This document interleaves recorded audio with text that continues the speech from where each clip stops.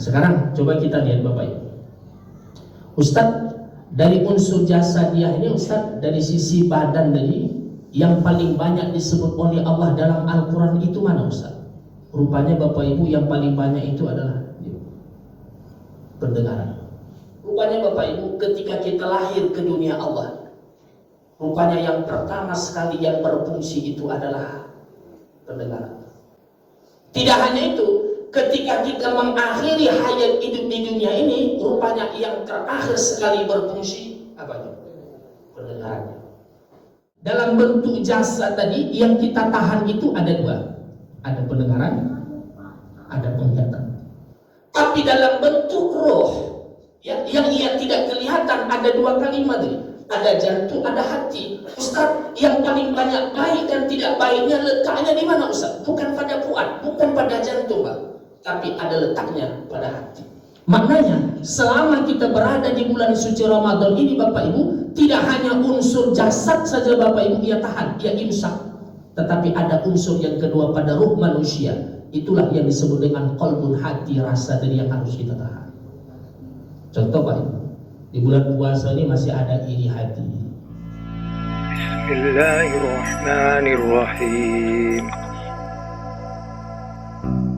Ngaji kita pada subuh hari ini adalah tentang soma dan qoma di bulan suci Ramadan. Ulangi, kajian kita pada subuh kali ini adalah soma dan qoma di bulan suci Ramadan. Bapak Ibu yang berbahagia, coba kita ingat ke belakang. Ketika kita berada di bulan Rajab, ada permintaan kita yang tak pernah putus sampai di akhir Sya'ban. Allahumma barik lana di Rajab wa Sya'ban. Ya Allah, berkahilah umur kami di bulan Rajab dan Sya'ban, dan sampaikan umur kami di bulan suci Ramadan. Dari awal Rajab sampai akhir Sya'ban, doa yang kita minta dengan Allah pada subuh hari ini Bapak Ibu, Allah sudah ijabahkan. Tidak hanya itu Bapak Ibu, hampir setiap orang ketika belum masuk bulan suci Ramadan ada kegiatan namanya tarhib Ramadan, atau yang sering kita dengar adalah marhaban ya Ramadan. Coba kita ambil Bapak Ibu, kalau kita baca tarhib Ramadan itu kan diambil dari kata rohaba, ada 3 huruf, ada roh, ada ha, ada ba. Kalimat rohaba atau tarhib atau marhaban, kalimat ini Bapak Ibu adalah kalimat yang identik dengan kalimat yang spesial. Coba Bapak Ibu ingat ketika Nabi Muhammad SAW hijrah ke Thaif, seluruh masyarakat yang ada di Thaif Bapak Ibu tak ada menerima dengan kehadiran Rasulullah. Sampai-sampai Bapak Ibu dalam riwayat dijelaskan, ya, tubuh Rasulullah SAW dalam keadaan luka. Datang bisikan malaikat Jibril, Muhammad, tunjukkan kepada saya bukit mana yang engkau perintahkan agar saya musnahkan orang Thaif. Kata Rasulullah, jangan, kita doakan, insya Allah mereka akan diberikan hidayah. Doa yang diminta oleh Rasulullah sampai hari ini Bapak Ibu, seluruh masyarakat Thaif berada dalam keadaan beriman. Beda halnya Bapak Ibu ketika Rasulullah hijrah ke Madinah. Bagaimana Ustaz ketika Rasulullah SAW hijrah ke Madinah? Masyarakat Madinah Bapak Ibu saat itu sangat happy, senang. Kesenangan mereka memberikan sebuah kalimat yang sangat takjub. Ada dalam kitab Al-Barzanji yang dikarang oleh Ja'far Al-Barzanji. Ada kalimatnya Tola'al Badrun alaina. Telah terbit Badrun. Badrun itu bulan purnama yang penuh kepada kami. Tidak hanya kalimat Tola'al Badrun alaina, ada kalimat Bapak Ibu yang sangat-sangat indah Bapak Ibu. Malah itulah yang selalu kita lakukan dan selalu kita ucapkan. Ada kalimatnya adalah marhaban. Salah sambung nampaknya. Ya. Marhaban Jaddal Husain. Apa kalimat marhaban Jaddal Husain Ustaz? Selamat datang Jad artinya kakek Husain. Tidak hanya kalimat marhaban Jaddal Husain, tapi juga kita ucapkan dengan kalimat marhaban ya nurul ain. Selamat datang wahai cahaya mata kami. Kemana Ustaz menisbahkan kalimat Jaddal Husain dan nurul ain kepada Rasulullah sallallahu alaihi wasallam? Begitulah Bapak Ibu kalimat marhaban ya Ramadan. Maka tidak begitu, jangan kita sampaikan Bapak Ibu kalimat marhaban itu adalah kecil, tidak. Tapi kalimat marhaban itu adalah kalimat-kalimat yang paling istimewa. Maka selalu disandingkan kepada Rasulullah. Yang kedua adalah kepada bulan suci Ramadan.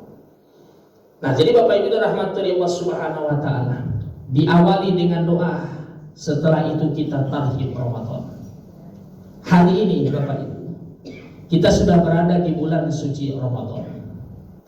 Kalau kita runtut doa yang kita minta dengan Allah, tarhib dengan Ramadannya, menandakan apa Ustaz?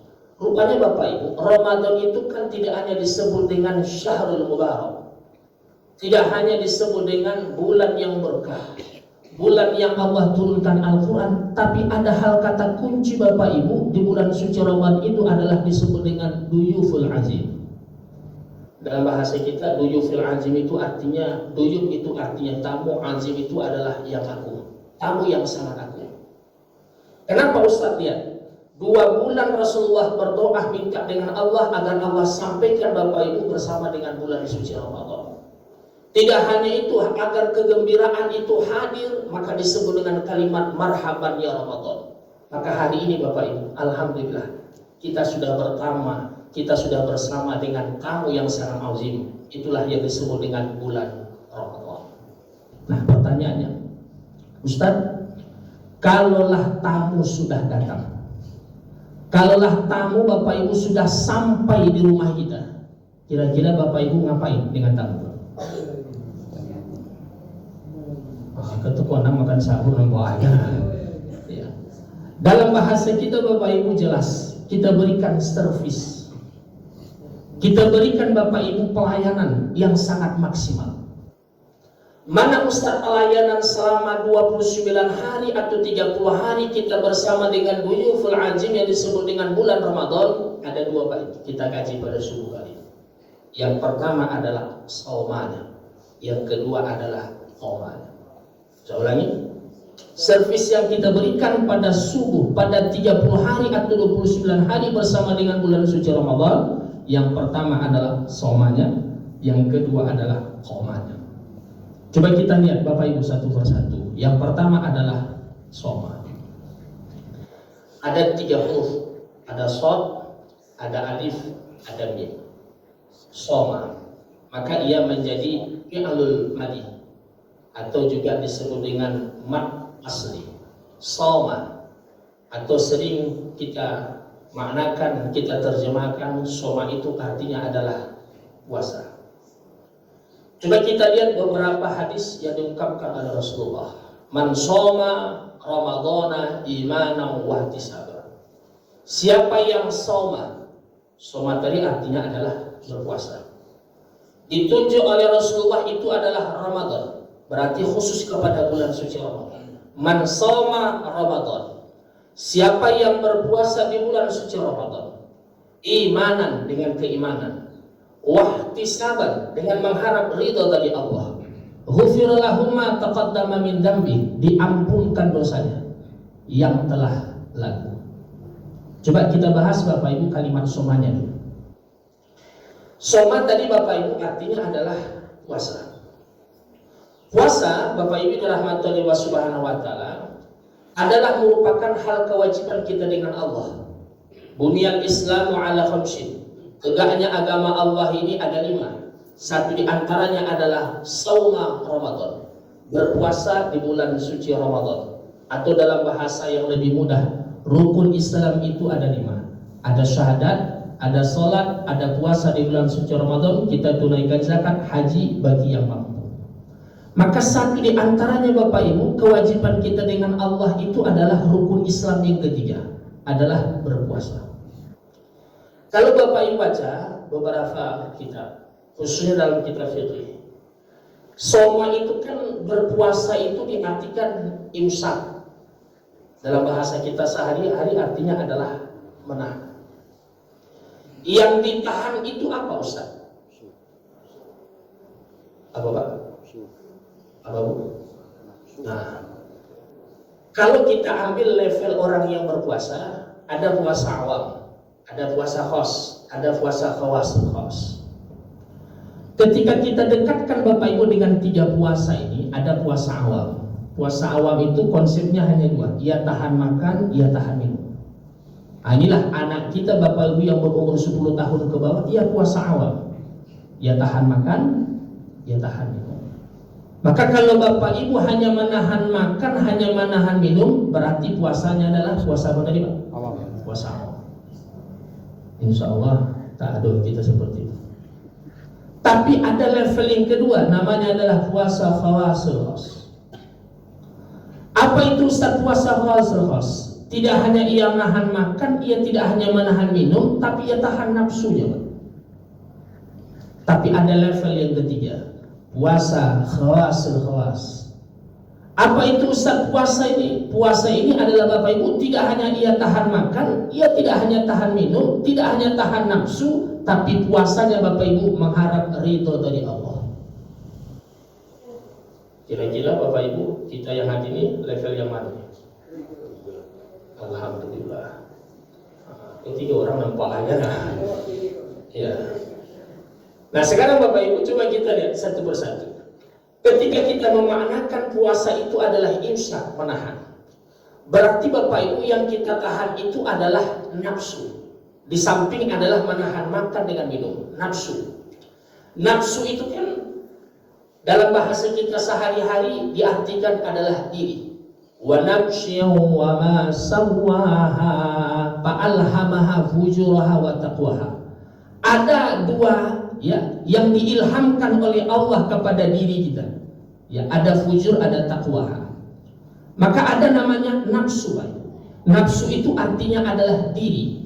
Diri wabil khususnya ditunjukkan kepada manusia, karena diri ini Bapak Ibu tidak Allah tunjukkan kepada malaikat. Diri ini Allah tidak tunjukkan kepada hewan, kepada tumbuhan, tapi diri hanya Allah tunjukkan kepada manusia. Coba Bapak Ibu lihat manusia ini. Manusia ini Bapak Ibu, ia terbagi kepada 2 unsur. Atau dalam bahasa ngaji tadi, diri yang disebut dengan manusia dari Bapak Ibu, dia terbagi kepada 2 unsur. Ada unsur jasadiahnya, ada unsur ruhiyahnya. Ya, dalam bahasa yang lebih mudah Bapak Ibu, ada unsur yang kita mampu untuk melihatnya, tapi ada unsur Bapak Ibu yang kita tidak mampu untuk melihatnya. Dalam bahasa kita tadi sehari-hari, ada jasadnya, ada ruhnya. Inilah bentuk jasad. Coba Bapak Ibu ingat, tadi imam kita baca doa, ada kalimat Allahumma inna nas'aluka salamatan fid din wad dunya wal akhirah wa afiatan fil jasad. Maka kalimat jasad ini Bapak Ibu, unsur yang pertama diri yang disebut dengan jasad itu kita minta dengan Allah adalah al-afiyah. Dalam bahasa kita al-afiyah itu artinya sehat. Tidak hanya waktu kita doa selesai sholat, tapi di dalam sholat Bapak Ibu ada kalimat wa'afi. Kapan Pak Ibu kita baca? Waktu duduk di antara 2 sujud. Rabbighfirli warhamni wajburni warfa'ni warzuqni wahdini wa'afini. Wa'afini Bapak Ibu, sehatkan jasadku. Nah, maknanya Bapak Ibu rahmatan Allah Subhanahu wa taala, jasad dari ujung rambut sampai ke bawah Bapak Ibu. Jelas. Ketika kita lihat satu persatu tubuh manusia yang disebut dengan jasad tadi, apakah Ustaz semua jasad itu Allah sebutkan di dalam Al-Quran? Tidak. Coba Bapak Ibu baca nih beberapa tafsir dalam Al-Quran. Yang paling indah itu adalah tafsir Al-Misbah. Mudah Bapak Ibu memahami. Atau kalau Bapak Ibu ingin juga, coba lihat baca tafsir Jalalain. Dari ujung rambut sampai ke bawah Bapak Ibu tidak semua Allah sebutkan dalam bentuk jasad. Hanya beberapa kalimat yang Allah sebut dalam bentuk jasad pada tubuh manusia. Yang sering kita dengar apa Pak? Yang pertama pendengar. Sam'ihim, pendengar. Apa lagi Pak? Absarihim, penglihatan. Apa lagi? Al-yawma nakhtimu ala afwahihim, mulutnya. Aydihim, tangannya. Apa lagi Pak? Arjuluhum, kakinya. Malah ketika Bapak Ibu baca di dalam Al-Quran, perintah ketika kita berwudu, ya ayyuhalladzina amanu idza qumtum ila shalah faghsilu wujuhakum, wajah kamu, wa aydikum ilal marafiq, kedua tangan kamu hingga situ, wamsahu bi ru'usikum, rambut kamu, wa arjulakum ilal ka'bain, kaki hingga dua mata kaki. Tidak semua Bapak Ibu dalam unsur diri yang disebut dengan jasad tadi, dari ujung rambut sampai ke bawah, tidak disebut semua diberikan oleh Allah kepada kita Pak Ibu.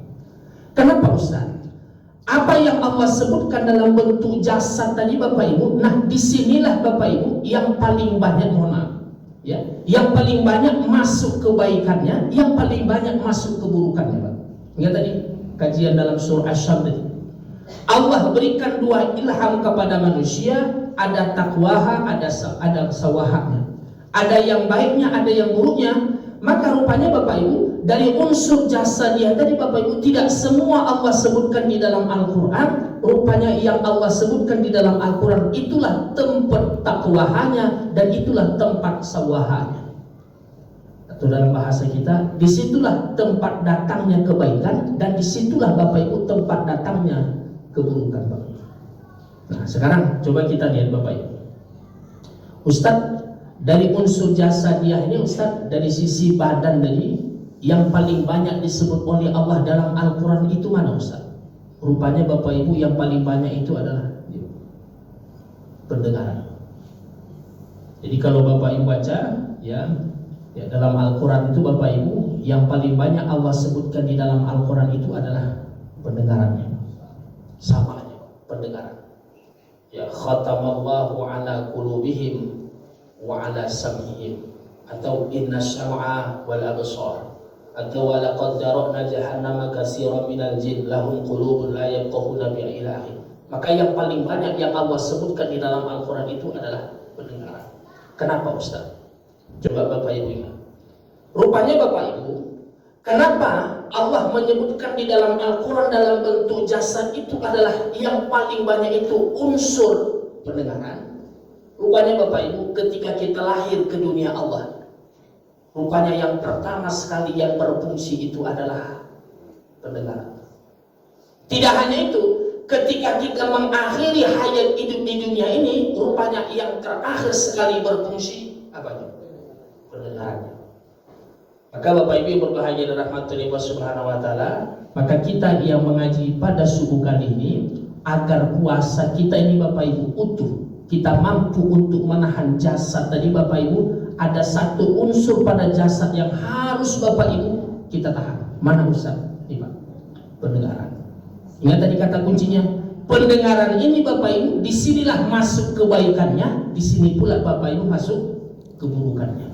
Maka yang paling utama ketika kita berpuasa di bulan suci Ramadan, pendengaran.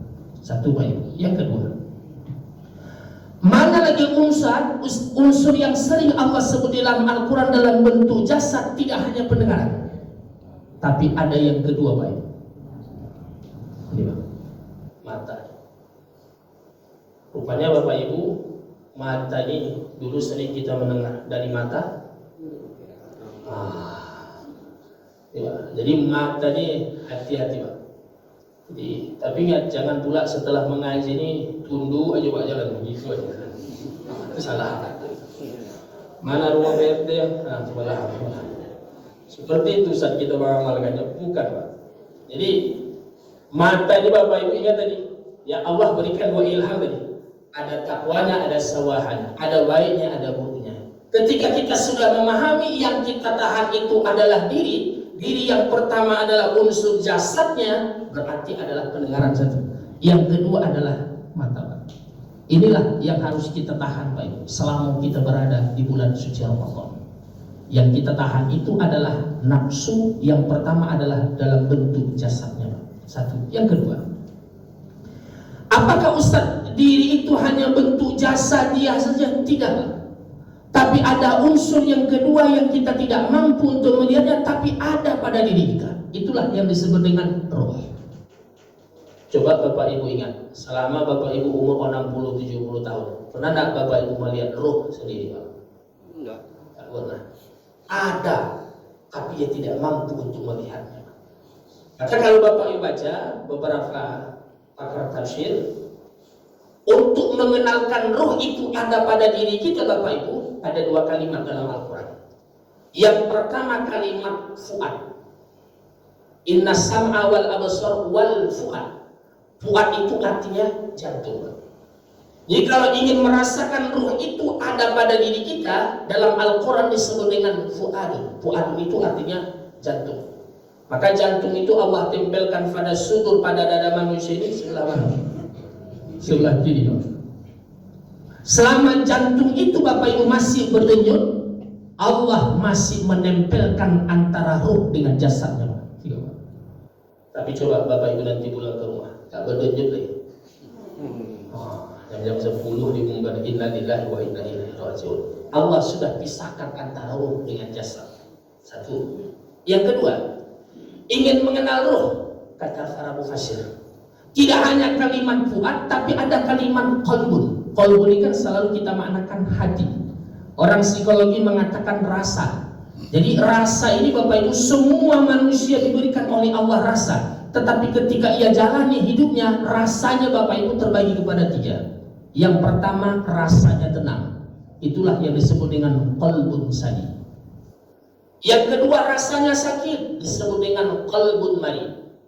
Tapi ada yang ketiga, ia tidak punya rasa, disebut dengan qalbun mai. Rasanya Bapak Ibu sudah mati. Nah sekarang Bapak Ibu dalam materi Allah Subhanahu wa taala, ingat nih, mengenalkan roh. Ada dalam bentuk fuad, ada dalam bentuk qalbun. Ada hati, ada jantung. Nah Ustaz, dari dua tempat roh tadi Ustaz, yang paling banyak tempat baik buruknya di mana Ustaz? Bukan di jantung, tapi letaknya Pak Ibu adalah di hati. Nah, bagaimana Ustaz hal-hal yang sifatnya dalam rasa atau hati tadi? Ingat Bapak Ibu, ya, dalam bentuk jasad tadi yang kita tahan itu ada dua. Ada pendengaran, ada penglihatan. Tapi dalam bentuk roh, ya, yang ia tidak kelihatan, ada dua kalimat tadi. Ada jantung, ada hati. Ustaz, yang paling banyak baik dan tidak baiknya letaknya di mana Ustaz? Bukan pada fuad, bukan pada jantung Pak, tapi ada letaknya pada hati. Maknanya selama kita berada di bulan suci Ramadan ini Bapak Ibu, tidak hanya unsur jasad saja Bapak Ibu ia tahan, ia imsak, tetapi ada unsur yang kedua pada ruh manusia. Itulah yang disebut dengan qalbun, hati, rasa dari yang harus kita tahan. Contoh Pak Ibu, di bulan puasa ini masih ada iri hati. Aduh, alhamdulillah ada. Ada yang sakit hati. Aku lagi ada yang makan hati. Yang lebih parah itu mana Ustaz? Patah hati pula Pak Ibu. Jadi selama di bulan puasa ini Bapak Ibu, tidak hanya yang Ibu Bapak tahan itu pendengaran, tidak hanya kita tahan Bapak Ibu itu adalah penglihatan, tapi terkadang ada yang lupa pada diri kita. Mana Ustaz? Ada unsur yang kedua pada diri manusia, itulah yang disebut dengan rasa, atau dalam bahasa yang sering kita ngaji adalah hati. Ini Pak Ibu yang kita jaga. Ada orang yang mampu Bapak Ibu menjaga unsur jasadiahnya, ia tahan matanya, ia selalu mendengar hal-hal yang baik, tapi ada unsur yang kedua yang ia lupa Pak Ibu. Maka dalam bahasa ilmu fikih itu kan ada hal yang membatalkan puasa. Nah, itu bahasa umumnya Pak. Dalam bahasa kita ngaji hari ini kan Ustadz bagi kepada dua tadi. Ada unsur jasadnya, ada unsur ruhiyahnya. Maka jangan sampai Bapak Ibu selama bulan suci Ramadan ini, mohon maaf, ada yang sakit hati Pak, mohon maaf, sia-sia puasa. Apa lagi deh? Karena yang paling banyak dalam kosakata bahasa Indonesia itu kan adalah hati Pak. Ya, sampai-sampai bapak ibu besok mengantarkan anak cucu ke sekolah, apa kata orang tua? Nah, hati-hati ya. Begitu luar biasanya Pak Ibu kemarin hati. Nah, jadi bapak ibu berbahagia rahmatullahi wa subhanahu wa ta'ala. Nah, sekarang Ustaz, ketika kita sudah memahami puasa itu adalah soma, itu artinya menahan, yang ia tahan itu adalah jasadianya, yang ia tahan itu adalah ruhiyahnya. Bagaimana Ustaz alatnya? Coba kita lihat Bapak Ibu. Lihat dalam apa yang dikatakan oleh Rasulullah tadi. Imanan wahtisaban. Jadi agar Bapak Ibu bisa menahan unsur jasadiahnya dengan unsur ruhiyahnya selama di bulan suci Ramadan, mana alat yang harus ada pada diri kita? Iman, Pak. Maka Allah katakan dalam surah Al-Baqarah itu kan yang Allah seru, ya ayyuhalladzina aman, wahai orang-orang yang beriman. Maka agar mampu kita menahan tadi Bapak Ibu puasanya dalam bentuk jasad dengan ruhiyahnya, maka hadirkan Bapak Ibu iman pada diri kita. Namun Bapak Ibu, kata Imam Al-Ghazali, iman manusia ini tidak sama dengan malaikat. Iman kita itu adalah yazidu wa yanqus. Ia bertambah, ia berkurang. Kalau iman malaikat bagaimana Bapak Ibu? Ia stabil, Pak. Tapi iman kita ia yazidu wa yanqus. Tapi Masya Allah Pak Ibu, ada sebuah kitabnya Bapak Ibu, kitab tauhid, tipis Pak.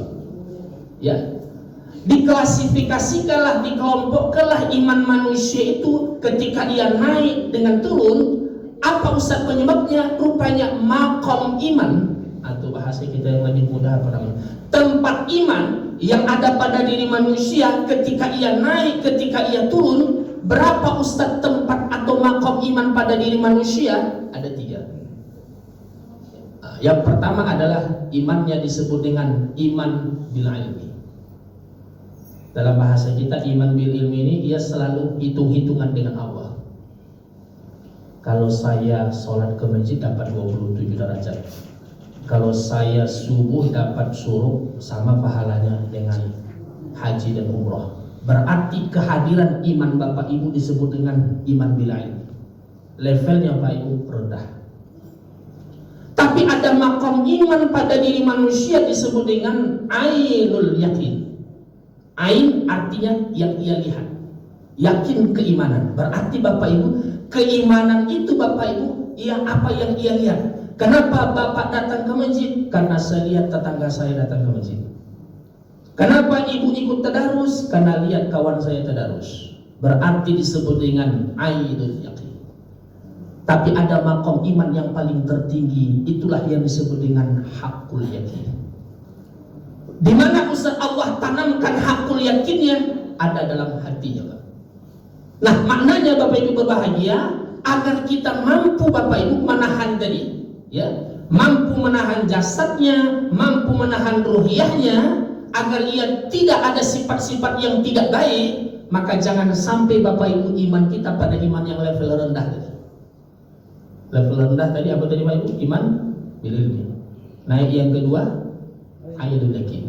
Tapi level iman kita Bapak Ibu ketika kita berada di bulan suci Ramadan ini adalah hakul yakin. Supaya apa Ustaz? Supaya Bapak Ibu mampu imsak tadi. Bapak Ibu mampu saum berpuasa tadi selama bulan suci Ramadan. Ini Bapak Ibu yang pertama yang kita bahas berkaitan tentang soma di bulan suci Ramadan. Ingat ya, paling tidaknya Bapak Ibu kita sampai pada puasa khawasul khos. Ya, kita bisa menahan makan, kita bisa menahan minum, kita bisa menahan nafsu. Ketika ini hadir Bapak Ibu, maka akan hadir sendiri. Itulah yang disebut dengan mengharap ridho dari Allah Subhanahu wa taala. Ini Bapak Ibu yang berkaitan tentang soma di bulan suci Ramadan. Yang kedua Bapak Ibu. Apa yang kedua Bapak Ibu? Qaf. Ada qaf, ada alif, ada mim. Nah, beda kalau Bapak Ibu masuk ke rumah sakit. Apa keadaan ibu sebelah itu? Koma. Nah, jadi rupanya koma itu Bapak Ibu dalam bahasa Arabnya ada qaf, ada alif, ada mim. Koma. Koma itu artinya tegak, berdiri. Coba Bapak Ibu lihat dalam Al-Quran. Setiap Bapak Ibu baca kalimat koma, kalimatnya paling unik. Terkadang koma itu selalu dibentuk dengan kalimat tunggal. Terkadang Bapak Ibu juga kalimat koma itu terkadang Allah sebut dalam bentuk jamak atau banyak. Contoh dalam surah Al-Baqarah, alladzina yuqimunas shalah. Kalimat yuqimunas shalah bentuknya adalah banyak. Nah, sekarang Bapak Ibu yang berbahagia, ketika kita sudah memahami koma itu artinya berdiri. Lihat Rasulullah katakan man qoma Ramadan. Tetap Bapak Ibu kalimat koma itu selalu diikat dengan kalimat Ramadannya. Soma tadi soma Ramadan. Nah, qoma Ramadan, siapa yang berdiri? Berarti siapa yang melaksanakan ibadah sholat. Sholat ini Bapak Ibu, jangan Bapak Ibu bayangkan hanya yang wajib saja. Tapi kalimat qoma Ramadan itu Bapak Ibu banyak para tafsir memberikan penjelasan kalimat qoma Ramadan itu adalah diganti dengan sholat-sholat sunnahnya. Maka selama di bulan suci Ramadan, siapa yang tegak, siapa yang melaksanakan ibadah sholat sunnah selama di bulan suci Ramadan dengan iman dan mengharap ridho dari Allah, maka Allah akan ampuni dosa-dosanya yang telah lalu. Tapi ingat Bapak Ibu, sholat sunnah ini hadir ketika yang wajibnya Bapak Ibu sudah sempurna. Cobalah Bapak Ibu bayangkan, kalau sholat wajibnya Bapak Ibu di tengah di akhir, Ustaz yakin Bapak Ibu payah ingin melaksanakan sholat sunnah. Sulit Pak. Kenapa? Sholat wajibnya Bapak Ibu di tengah dan di akhir. Maka kesempurnaan kita melaksanakan sholat sunat tarawih, kesempurnaan kita melaksanakan qiyamul lail, kesempurnaan kita melaksanakan sholat-sholat sunat Bapak Ibu, di mana Ustaz awalnya? Yang wajibnya. Jadi tidak ada alasan Bapak Ibu orang tidak sholat 5 waktu. Atau bahasa yang lebih umum, tidak ada alasan Bapak Ibu orang tidak sholat ke masjid. Tidak ada alasan. Ustaz, rumah saya jauh. Coba Bapak Ibu baca kisah siapa namanya yang rumah jauhnya? Sya'ban. Siapa? Sya'ban. Bukan kawan sebelah tuh, bukan. Kalau kawan sebelah itu beda SD sebelah kan. Tapi Sya'ban Pak. Sya'ban ini kan rumahnya jauh Pak dari masjid. Ya. Dalam riwayat kalau kita baca Bapak Ibu ada yang mengatakan hampir 1 jam. Ada juga yang mengatakan hampir Bapak Ibu 3 jam. Ya, cara pandangnya Bapak Ibu berbeda. Jadi kalau Bapak Ibu baca Sya'ban ini Bapak Ibu ya pada waktu subuh. Ya, Rasulullah ini kan ketika mau sholat subuh ya lihat kiri kanan buka. Ya, maka ketika itu Bapak Ibu Rasul tidak melihat Sya'ban. Karena uniknya Bapak Ibu Sya'ban itu duduknya di situ aja. Di sop yang pertama, ujung aja, Sya'ban. Ya. Maka ketika itu Rasul lihat, Rasul tak melihat Sya'ban. Maka Rasul tanya, aina Sya'ban? Di mana Sya'ban? Maka semua sahabat tak tahu di mana Sya'ban. Maka ketika itu ada sahabat yang mau komat. Kata Rasulullah, jangan dulu komat, kita tunggu Sya'ban. Ditunggu Bapak Ibu tak datang-datang. Jadi ketika itu Bapak Ibu berbahagia. Ya, kata Rasulullah, mari kita sholat. Sholatlah, selesai sholat, Assalamualaikum warahmatullahi wabarakatuh. Assalamualaikum warahmatullahi. Rasulullah lihat ke belakang. Rasul juga tidak melihat sahabat. Ketika itu Rasul bertanya, wahai sahabatku, siapa yang tahu rumah sahabat? Ada satu orang yang menunjuk tangan, ana ya Rasulullah, saya Rasulullah. Namun ya Rasulullah, rumahnya jauh. Kata Rasulullah, tidak jadi masalah. Nanti setelah kita beribadah di dalam masjid, kita sama-sama ke rumah sahabat. Berangkatlah Bapak Ibu Rasulullah bersama sahabat. Sampai di rumah, Assalamualaikum kata Rasulullah. Waalaikumsalam. Yang menjawabnya adalah istri. Ketika itu Rasul bertanya, wahai istri sahabat, di mana sahabat? Kata istrinya, ya Rasul, tadi ya Rasulullah, pada subuh tadi ya Rasulullah, suami saya yang bernama sahabat meninggal dunia. Namun ya Rasulullah, waktu akhir hayat hidupnya ada yang ia ucapkan. Apa kata Rasulullah? Jauh. Artinya sebelum ia meninggal dunia Bapak Ibu, ada yang ia ucapkan. Yang paling utama diucapkannya adalah jauh. Ditanya oleh istri sahabat, ya Rasul, kenapa suami saya mengakhiri hayatnya adalah yang ucapkan kalimat jauh? Maka ketika itu dijawab oleh Rasulullah, wahai istri sahabat, kenapa seorang sahabat mengucapkan kalimat jauh akhir hayat hidupnya? Rupanya Bapak Ibu ketika sakaratul maut, Allah sudah perlihatkan pintu surga pada sahabat. Kenapa Ustaz Allah sudah perlihatkan pintu surga kepada sahabat? Karena ada ibadah rutinitasnya, Pak. Yang jalan kaki itu berapa jam tadi, Pak? 3 jam, Pak. Yang saat itu sahabat merasa menyesal, kenapa rumah saya tak lebih jauh lagi dari apa yang saya sudah rasakan. Maka beruntunglah Bapak Ibu yang rumahnya jauh dari Masjid Ansarullah.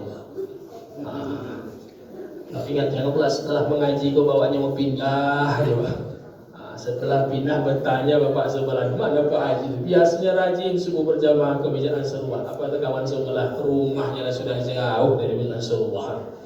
Rupanya Pak Ibu semakin jauh langkah kita datang ke masjid, semakin Allah mudahkan Pak Ibu jalan hidup kita.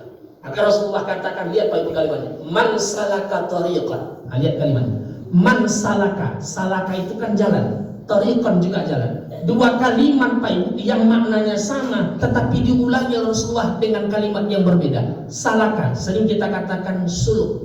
Suluk itu kan jalan. Tariqan juga jalan, mengambil tariqat kata orang. Tarikat itu jalan. Man salaka tariqan, siapa yang berjalan, yang ia jalan itu adalah mencari ilmu, sahalallahu bi tariqan ilal jannah, maka Allah akan mudahkan jalannya untuk masuk surga. Tapi uniknya Bapak Ibu, kalimatnya adalah jalan, bukan naik kendaraan. Apakah Ustaz saat itu sahabat tidak punya unta? Punya unta. Kenapa ia jalan kaki? Karena ingin mengamalkan apa yang diajarkan Rasulullah. Kalimat salaka dengan tariqah, jalan kaki, Pak. Beda dengan kita, Pak.